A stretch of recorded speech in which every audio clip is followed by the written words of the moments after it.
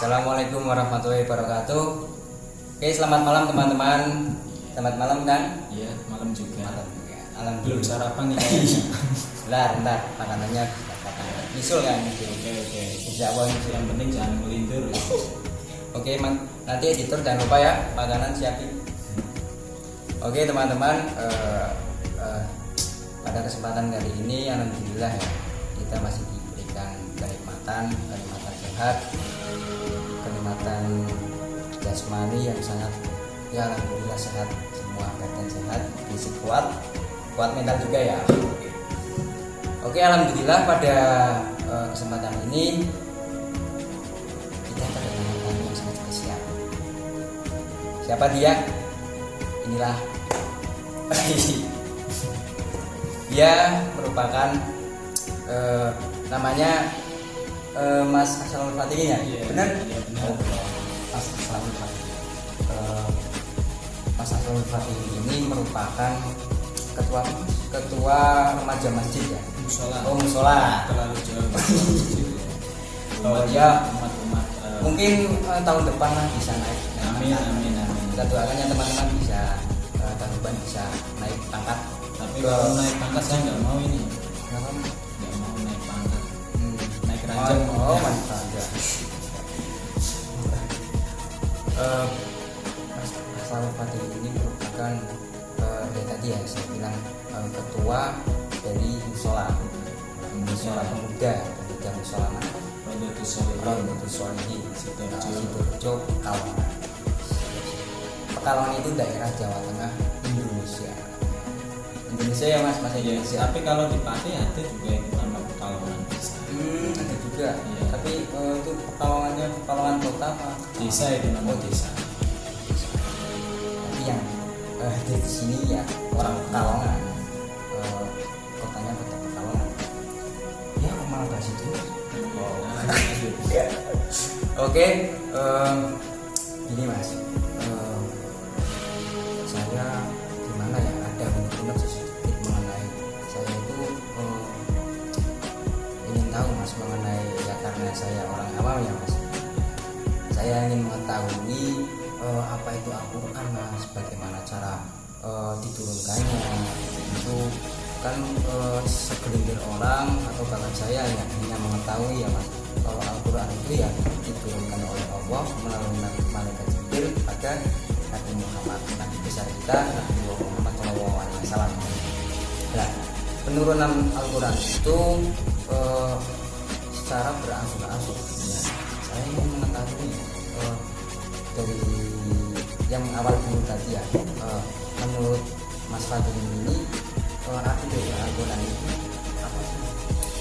Ya secara umum memang ya seperti itulah, intinya Al-Quran itu diturunkan kepada Nabi Muhammad melalui perantara malaikat Jibril ya. Itu kita ambilnya yang umum saja.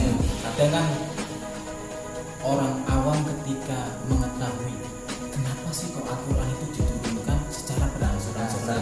Menurut Mas gimana cara ada pandangan nggak tentang apa Al-Quran itu kok nggak diturunkan secara langsung juga nggak menuju gimana?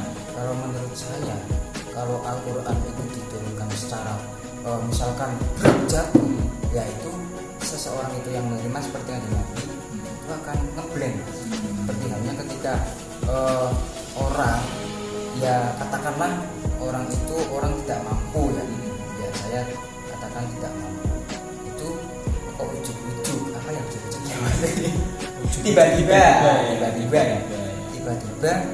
ya kan kehidupan seharinya itu ya hanya seperti itu, bahkan memiliki uang katakanlah satu hari hanya sebatas 100.000 uang, tapi di hari itu orang tersebut kok mendapatkan entah itu jatuh dari mana atau dari orang mana yang dikasih seseorang lah, katakanlah misalkan per harinya itu biasanya beliau bekerja 100.000, mendapatkan 100.000, tetapi kok tiba-tiba mendapatkan uang sekepok atau sekoper, kan orang itu kaget.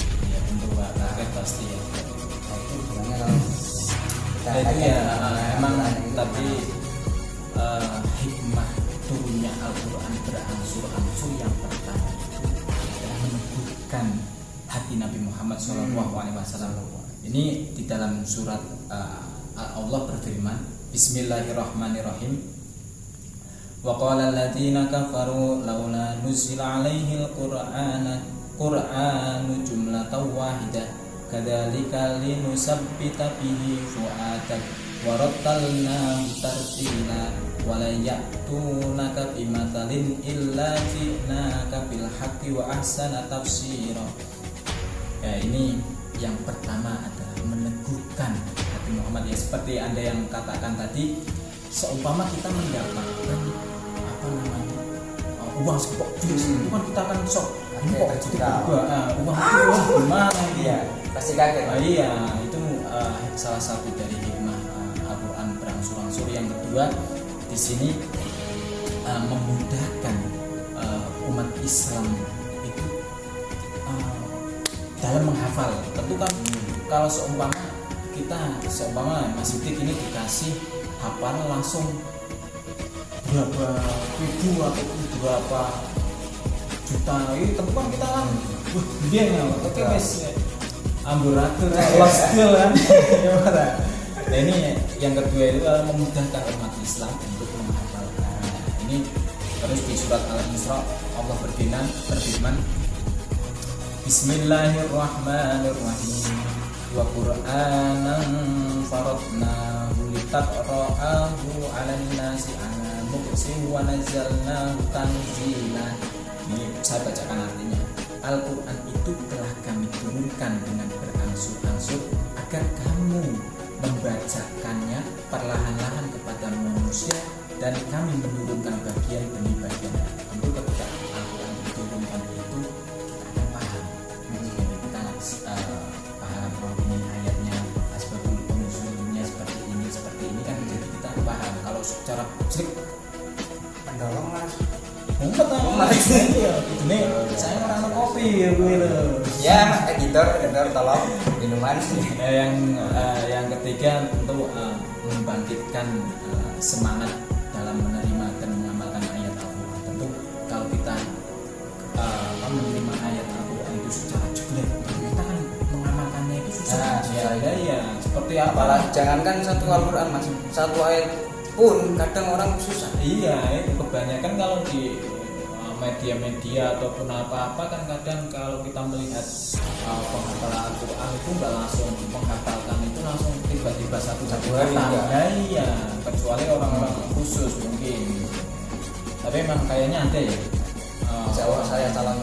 Doakan aja. Amin. Tapi kayaknya kayaknya enggak. Wong ngapalin Alfiah aja kadang apa enggak angkat koyo ngene apa malah ngapal Al-Quran ya enggak. Yang keempat ini tentu Al-Quran diturunkan itu secara berangsur-angsur bertahap dalam menetapkan syariat sehingga sampai pada derajat yang sempurna. Itu maksudnya ketika kita menerima ayat, tentu kan kita akan ini ayatnya untuk ini untuk mengatur umat manusia lebih sempurna kan, seperti itu kan. Terus ini dalam bertahap menetapkan syariat sehingga sampai pada derajat yang sempurna, Allah berfirman, A'udzubillahi minasyaitonirrajim. Bismillahirrahmanirrahim. Yas'alunaka 'anil khamri wal maisir qul fihima itsmun katsirun wa manafi'u lin-nasi wa itsmuhuma akbaru min naf'ihima ila akhirih. Itu bunyi ayat itu. Intinya ketika Al-Quran diturunkan secara berangsur-angsur, kan dulu kan kayaknya tidak ada tentang haram dan itu maknanya itu ya untuk haraman itu masalah penanaman ya itu ceritanya gimana sih? Oh ya nanti Anda menjelaskan ya, mengutip firman Allah mengenai Homer ya. Nah itu kan ada cerita dulu ya kan, zaman jahiliyah itu kan orang-orang Arab ya, misalnya orang Arab itu kan mengonsumsi Homer. Nah setelah ada firman turun bahwa Homer itu haram kan, bahkan orang itu apakah langsung jelek meninggalkan khamr itu atau bertahap berangsur-angsur seperti turunnya air? Ya tentu kita kan bertahap. Seumpama orang yang sering, saya contohkan sedikit. Nah intinya ketika ngomong ada seseorang yang sering mabuk terus setiap hari mabuk pokoknya nek nggak mabuk nggak bisa. Nah setelah itu kita dikasih terapi ataupun supaya dia tobat, kan nggak selamanya langsung jeglek, kamu besok nggak boleh masuk, nggak boleh minum khamr, kan bisa dia bisa 1 minggu 1 kali ataupun seminggu 2 kali kan bisa. Itu kan untuk bertahap, intinya seperti itu, nggak langsung jeglek. Ya emang susah, tapi kan kalau emang benar-benar orangnya niat ingin tobat ataupun gimana, tentu Allah akan kasih jalan lah intinya. Lah cara untuk mengedukasi orang seperti itu gimana Mas? Kalau saya pribadi emang susah sih. Kadang orang-orang yang orang-orang yang sudah berilmu ataupun bahkan public figure itu kadang melihatnya itu jijik ya, seperti itu malah menjauhkan. Dijauhin orang seperti itu malah dijauhi, enggak malah kita rangkul, malah kita jauh. Itu kan sebenarnya salah seperti itu. Iya, itu kan juga tugas kita untuk memerangi nahi mungkar, amar ma'ruf nahi mungkar seperti itu. Maksudnya kan supaya manusia itu dikenalkan kepada Allah Subhanahu wa taala gitu. Gitu ya Mas. Iya. Jadi Al-Qur'an turun itu enggak sampai jelek. Iya, jadi orang ketika bahkan Nabi Muhammad kan ketika itu ketika diturunkan untuk meneguhkan itu Nabi Muhammad kalaupun kita gimana sebagai seorang awam ketika langsung dikasih blek otomatis bukan ngebleng Sekarang pasti bisa bangun ya. itu. Jadi kesimpulannya itu ya ketika Al-Quran diturunkan ya untuk meneguhkan bagi orang-orang, ya juga ketika ya bagi para penghafal Al-Quran biar dimudahkan ya itu. Jadi kan para sahabat itu tahu bagaimana ketika Al-Quran itu turun, asbabun nuzulnya, merespon masyarakat ataupun yang lainnya kan. Jadi langsung para sahabat itu langsung mengamalkan, tidak langsung dikasih jeblek, bingung otomatis toh. Iya. Siapapun itu seorang nabi ya. Nah, ataupun apakah cara wong awam kaya ngene ya wis ngebleng kan. Angel malah dadine ya lost doll. Kalau motor karbone candak banyu Mas. Ya mati langsung. Oke ya Mas, mengenai Al-Quran tadi kan sudah dijelaskan mengenai ya itu turunnya secara berangsur-angsur. Ya itu sedikit lah untuk mengetahui bagaimana Al-Quran itu turun. Pengertian Al-Quran seperti itu umum lah ibarat, tapi emang ya masuk juga. Oke Mas, siap. Oke, selanjutnya Mas, mengenai tadi kan sudah dijelaskan ya, dipaparkan mengenai pikiran Anda mengenai Al-Quran itu. Saya ingin mengetahui ya, saya ingin tahu lah, kan ini kan masih masa pandemi ya Mas. Seluruh dunia, bahkan seluruh dunia mengalami semua tanpa terkecuali ya.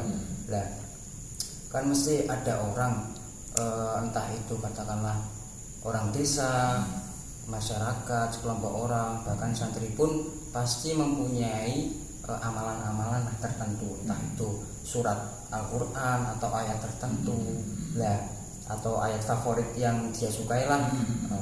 Lah adakah ayat favorit yang Anda selalu amalkan setiap harinya untuk menjadikan imunitas Anda itu semakin meningkat, semakin kuat mental menghadapi ya pandemi inilah?